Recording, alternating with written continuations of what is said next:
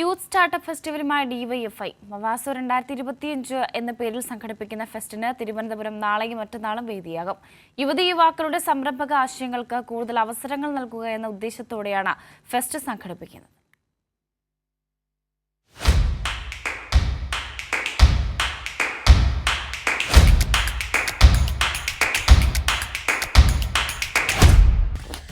രാജ്യത്താദ്യമായാണ് യുവജന സംഘടന യുവാക്കൾക്ക് വേണ്ടിയുള്ള സ്റ്റാർട്ടപ്പ് ഫെസ്റ്റിവൽ സംഘടിപ്പിക്കുന്നത്.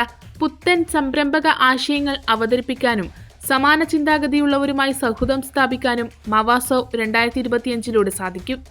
നാളെയും മറ്റന്നാളുമായി തിരുവനന്തപുരം ടാഗോർ തിയേറ്ററിൽ നടക്കുന്ന പരിപാടി മുഖ്യമന്ത്രി പിണറായി വിജയൻ ഉദ്ഘാടനം ചെയ്യും. മവാസോയിൽ പ്രധാനമായിട്ടും ഈ സ്റ്റാർട്ടപ്പുമായി ബന്ധപ്പെട്ട വർക്ക്ഷോപ്പുകൾ, പിച്ചിങ് മത്സരങ്ങൾ, അതുപോലെ തന്നെ വിവിധ എക്സിബിഷൻ ബൂത്തുകൾ, പാനൽ ഡിസ്കഷൻ തുടങ്ങിയിട്ടുള്ള കാര്യങ്ങളാണ് പ്രധാനമായും ഉണ്ടാവുക.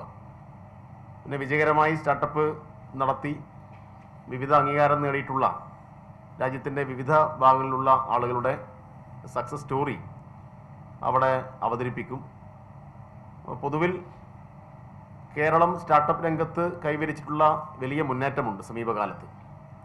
ആ മുന്നേറ്റത്തിന് കുറേ കൂടി കരുത്ത് പകരുന്ന രൂപത്തിൽ കേരളത്തിലെ ചെറുപ്പക്കാർക്കിടയിൽ ഇതിൻ്റെ ആശയങ്ങൾ കൂടുതൽ ശക്തമായി എത്തിക്കുന്നതിന് വേണ്ടിയിട്ടാണ് ഡിവൈഎഫ്ഐ ഇങ്ങനൊരു പരിപാടിക്ക് തുടക്കം കുറിക്കുന്നത്. പിച്ചിംഗ് കോമ്പറ്റീഷൻ, വർക്ക്ഷോപ്പുകൾ, എക്സിബിഷനുകൾ, പാനൽ ചർച്ചകൾ, ബിസിനസ് അവാർഡുകൾ, മെന്റർഷിപ്പ് പ്രോഗ്രാം തുടങ്ങിയവ ഫെസ്റ്റിന്റെ ഭാഗമായി നടക്കും.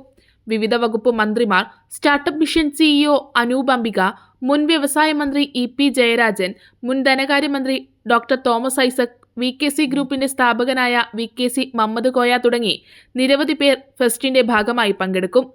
ഡിവൈഎഫ്ഐ പ്രഥമ യൂത്ത് സ്റ്റാർട്ടപ്പ് ഐക്കൺ പുരസ്കാരം റോബിൻ കനാട്ട് തോമസിന് മവാസോ വേദിയിൽ വെച്ച് കൈമാറും. കൈരളി ന്യൂസ്, തിരുവനന്തപുരം.